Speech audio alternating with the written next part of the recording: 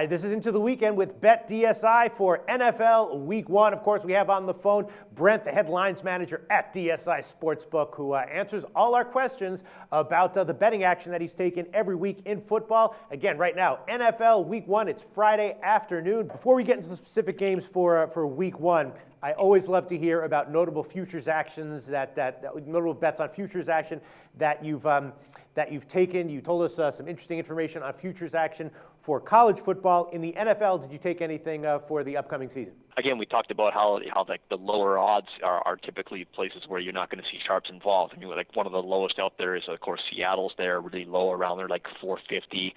Like talking to win the Super Bowl. I mean, New England's around 800, and I mean, I've got a ton of action on New England. And when I look at my what I call the sharp chart, I can I've got a device to look at that. I have no action on New England. Again, the price is just too low. It's 8-1. I mean, I think the highest number it opened up was around 10-1. There's just no value for the sharps on stuff like that. But they are very clear in terms of looking at the Super Bowl. I do have, two teams that really stand out are Philadelphia and Miami. Philadelphia at 20-1 and 16-1 was played by a couple of sharps, and Miami as well around 30-1, 25-1. So those are two teams that are. It's kind of like, It's not a great situation for us because Philadelphia looks like they're going to be a public team this year. I mean, they were last year. Their defense looks pretty good. Their offense, of course, is going to be exciting and score a lot of points. So it's kind of a side where a lot of public is probably going to be on all season long. And unfortunately, the Sharps like them long term. So that might not play out well for us long term. I also did get action on the NFC. Philadelphia, same thing. That was around 11-1. Indianapolis was really the only sharp side that I saw in terms of the other side there, the AFC, was they got good support, and they were kind of one of those lower odds where you don't typically see stuff like that. But between them and New England, that's basically all the action we have. We got a little bit on Pittsburgh, of course, like that, but nothing overly sharp.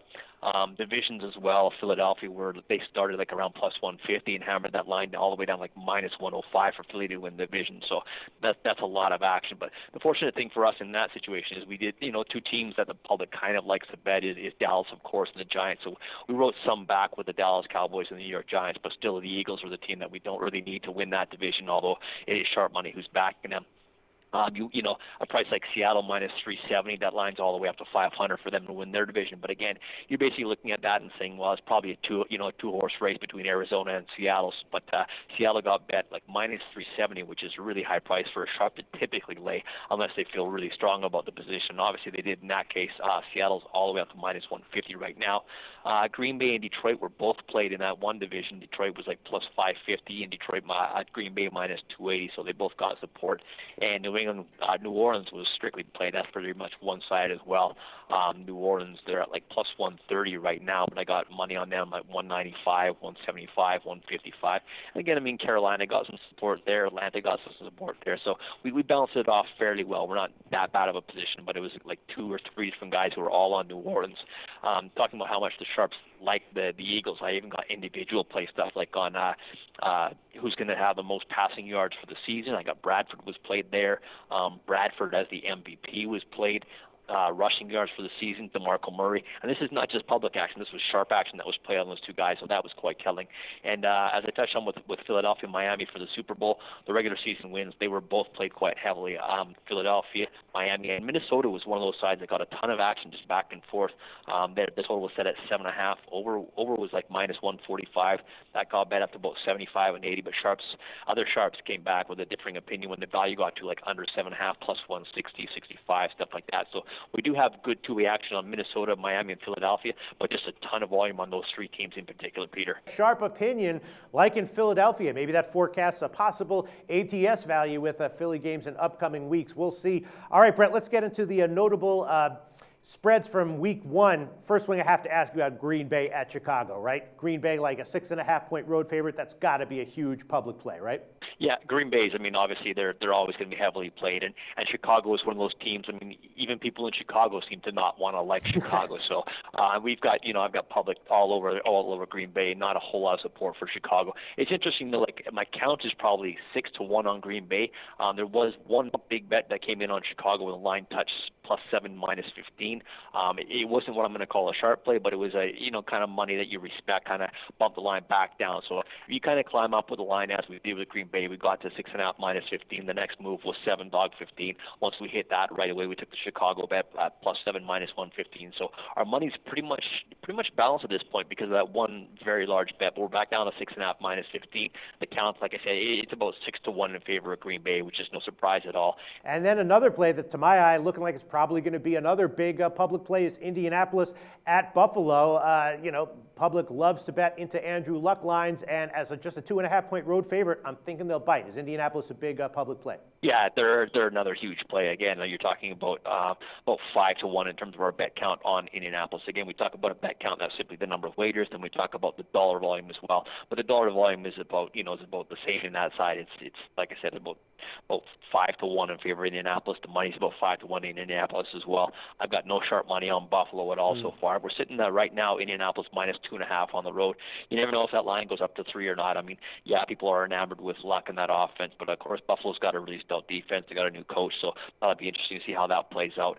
Touching on Buffalo and their defense, that might be why we had sharp action on this game on the total.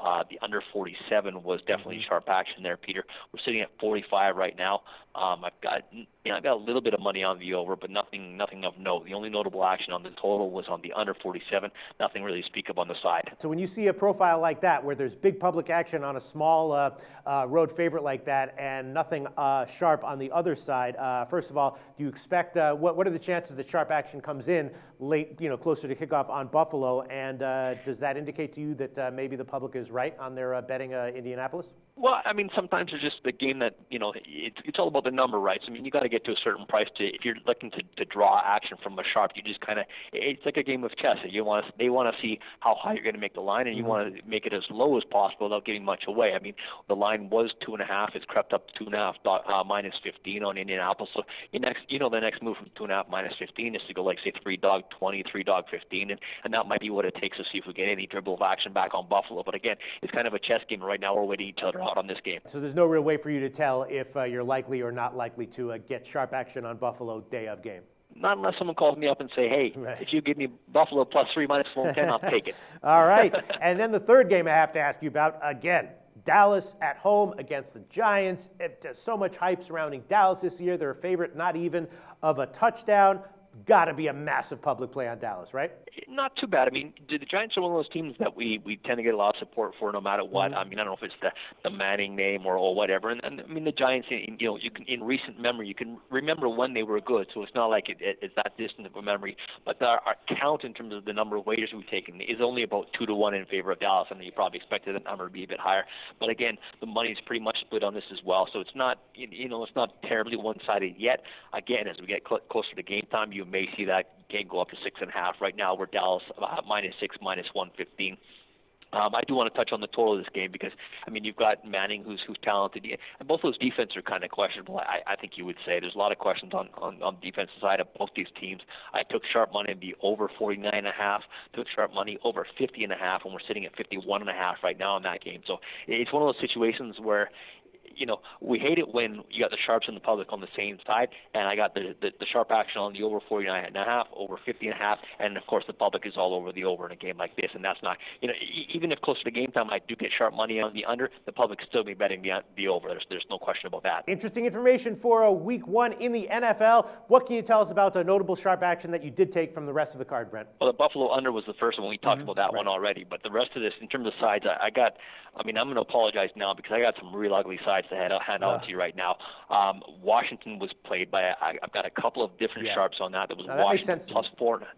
What's that? I said that makes sense to me. I actually, in my preview of that game, I kind of gave a suggestion that maybe they'd be an ugly sharp side this week. Yeah, I mean they're a home dog, and you've got Miami, a team who's been hyped a lot by the public, and a lot of people out there are expecting big things from Miami. Like this is finally going to be the year they break out. But Washington plus 4.5 minus 115 was sharp. I had Washington plus 3 minus 110 sharp. Washington money line plus 165 sharp. So I had a couple of different guys involved in that game.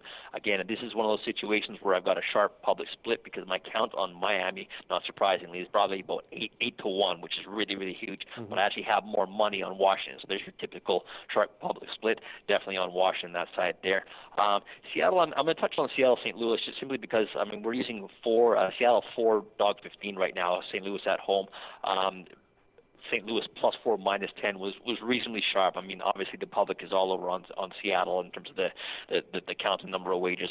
So it was only one bet from a sharp guy who took St. Louis. I'm not really going to throw out others in. It's an extra sharp play. And again, I could see that line going back to 4 because I think the public and a lot of people are still going to back Seattle. But it's interesting because there's a lot of questions for Seattle in terms of the changes they made in the offseason, the offensive line. But St. Louis defense is really, really strong, and you see teams play at home. They play above their head all the time. So you never know how that one's going to play out. But St. Louis is a game I'm just going to say it's of note that the +4 was a reasonably sharp play. Another one that definitely qualifies is Tennessee.